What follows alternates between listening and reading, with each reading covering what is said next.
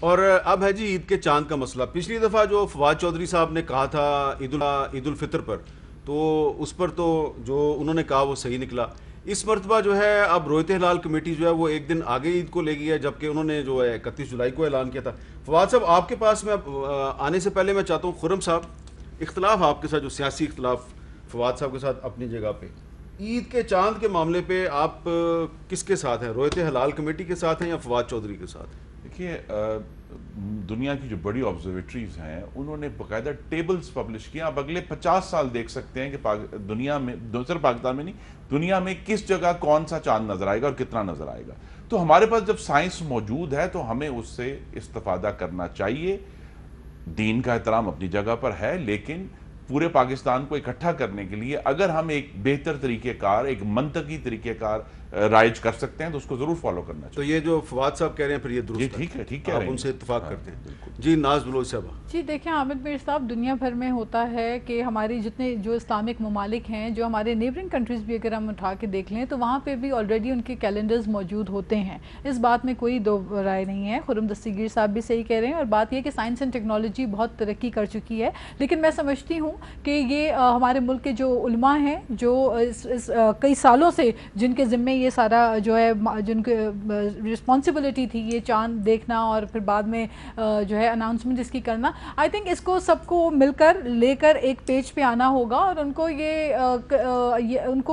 کو یہ حکومت کی رسپانسبلٹی ہے. اینڈ آف دا ڈے یہ فواد چودھری صاحب ایک پیج کے اوپر آئے. آئی تھنک بہت ساری چیزیں جو فواد چودھری صاحب حکومت کی غلطیوں کو بھی اوپن کھل کر میرا خیال ہے تنقید کرتے ہیں، جس کو میں اپریشیٹ کرتی ہوں. ان کی اس کوالٹی کو، کم سے کم غلط بات کو غلط کبھی کبھار کہہ بھی دیتے ہیں. لیکن اس معاملے میں میں سمجھتی ہوں کہ جو کام وہ سائنس اینڈ ٹیکنالوجی میں کر سکتے ہیں، جو فائدہ دے سکتے ہیں، تو آئی تھنک وائی ناٹ. اچھا جی فواد چودھری صاحب، اب سیاسی اختلاف کے باوجود اپوزیشن جو ہے وہ یہ کہہ رہی ہے کہ آپ کا موقف ٹھیک ہے، لیکن ساتھ ہی ساتھ وہ یہ بھی کہہ رہے ہیں کہ اس میں اتفاق رائے ہونا چاہیے. تو آپ اور علماء کرام میں اتفاق رائے کیسے ہوگا؟ وہ علامہ اقبال نے کہا تھا نا کہ آئینے نو سے ڈرنا، طرز کہن پہ اڑنا، منزل یہی کٹھن ہے قوموں کی زندگی میں. تو بنیادی طور کے اوپر تو دیکھیں، آپ نے جب بھی یہ جو پتہ نہیں علماء کرام جو ہے وہ کہنا چاہیے یا کیا کہنا چاہیے، کوئی بھی عالم جو ہے، یہ بھی تو اب اس میں بھی تو آپ کو پتہ ہے درجے ہیں کئی جو ہے. اب اس کے اوپر میں کیا زیادہ بات نہیں کرتا، لیکن بہرحال بات یہ ہے کہ پورے عالم، مجھے تو افسوس ہے، پورے عالم اسلام میں پاکستان واحد ملک ہوگا جس میں آپ 1 اگست کو عید کر رہے ہیں. پورا عالم اسلام ایک طرف ہے، پاکستان ایک طرف ہے. اندھے کو بھی کل نظر آ رہا تھا کہ چاند جو ہے وہ دوسرے کا ہے.